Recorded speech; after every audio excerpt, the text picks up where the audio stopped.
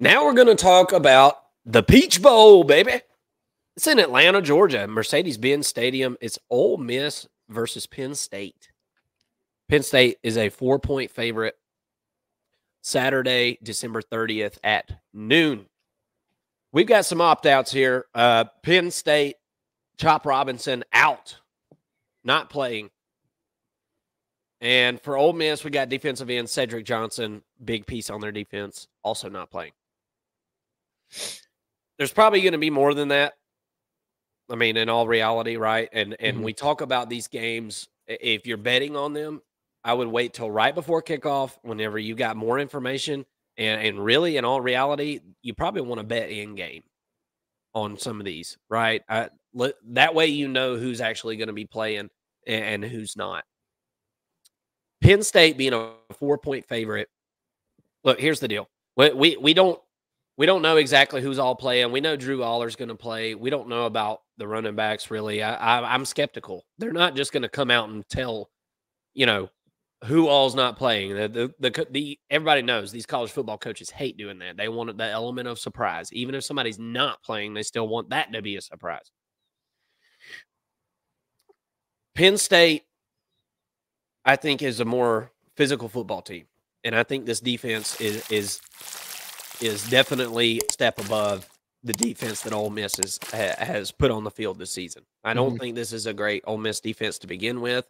Now they're losing a couple of playmakers here at the end of the season. I don't think that helps things. But on the other hand, we've watched Penn State this year. Not exactly an explosive offense, Mason. Yeah. But they will ground you into dust. They will absolutely just grind you up and spit you out. I suspect that that's going to be the game plan here. James Franklin, everybody has talked about James Franklin over the last few years, and I understand why. The guy has lost many big games, okay? And I wouldn't consider this to be a big game, but nonetheless, if you go back throughout James Franklin's history at Penn State, he wins the games he's supposed to win, and typically he covers. But they just don't win games they're not supposed to win or predicted to lose. Yeah. And what's really to be said about that? Twice they've won games where they weren't favored. Back whenever they won the Big Ten, his second year there or something like that. And there was one other time as well. And they haven't been able to beat Ohio State or Michigan since, right? And that's really where I think a lot of people's judgments lie, is winning that big game against your big rivals in your conference. And they've been stuffed over there in the Big Ten East with the big boys, right? That's been the division that has dominated the Big Ten over the last few years, really, in memorable history, really. But Penn State typically takes care of business and covers against the spread. This is a bowl game. This is different, so take it with a grain of salt. But that's kind of my thoughts on it. If I'm riding this train, I think I'm probably going to be riding the Penn State train on this one. I think that there's no style points to be had here. I definitely think Penn State wins the game. Covering the 4, I don't know. I could see them winning by 3, right? Yeah. I mean, obviously that's a pretty common outcome. And not to mention, I think they're just going to do exactly what I said. They're going to try to grind Ole Miss into dust. And with that being said, I think it could be a low-scoring game. And whenever you're talking about a low-scoring game and a 4-point spread, the lower scoring of the game and the higher the spread, the less chance there is of them covering the spread, right? That's science, all right? So we're bringing you science here on the First and Long College Football Show. Mason, what's your thoughts? I'm kind of with you. I do lean Penn State on this one.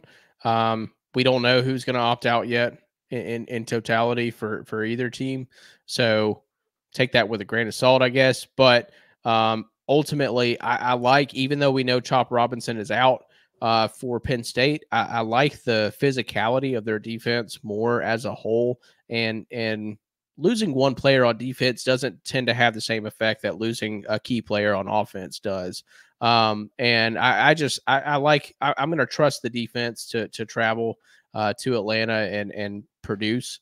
And also, I think that Drew Aller, with an extra, 15 days or 15 practices to work and to get better. I think that this is a guy who's got all the tools to be successful. We just haven't seen it yet, and he struggled in his first season, which is understandable for a quarterback in the Big Ten. So maybe he gets a little bit better and makes some bigger plays and some bigger throws. This is also an area where Penn State can a game in an area where Penn State can air it out a little bit more. There's nothing to lose. It's kind of YOLO ball here in the bowl games. Like that, there's nothing to keep off tape. There's no reason for playing conservative. Just let them air it out. See what happens. I think that Penn State's going to be able to win this one. I think it's like a last minute field goal type of deal. These games are fun to watch. I think that it's promising that there aren't that many opt outs at up to this point. Ole Miss, they don't get opportunities like this very often to be in a New Year's Six bowl. Penn State seems to be there, year after year, it seems like. Yeah. But they're just not winning the big games to get to the playoffs to this point. But I think that you'll see a lot of want to from both sides of the football, or both sides of the ball, and from both teams. And I think it's going to be a really good game. That much I'm pretty sure of.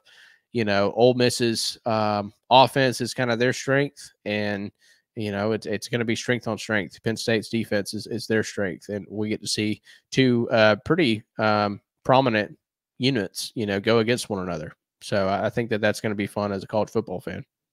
Yeah. Oh, I think so too. It's a matchup that I am interested in watching for sure. With Chop Robinson being out, you've got Abdul Carter on that other side, which is a tried and true edge guy, and playing opposite of him is going to be a guy named Adisa Isaac. This is a guy that would be starting on pretty much every team, but he was behind Chop Robinson, so. You're going to – and it's not that he hasn't gotten any playing time. He's gotten some playing time, but this is a very promising player that Penn State fans, they know his name. Maybe the rest of us don't exactly know his name, but this is a guy with 7.5 sacks and 15 tackles for loss this year. So when they needed somebody to get after the quarterback and get behind the line of scrimmage, he's been able to do that along with a lot of that Penn State defense that has been really, really, really stout this year. So with all that being said, if I was betting this game, I think I would probably I wouldn't bet this game, first of all. Second of all, I think I'm on the Penn State side. But I could see Ole Miss winning this, or excuse me, Penn State winning this thing by 3, and then you don't cover.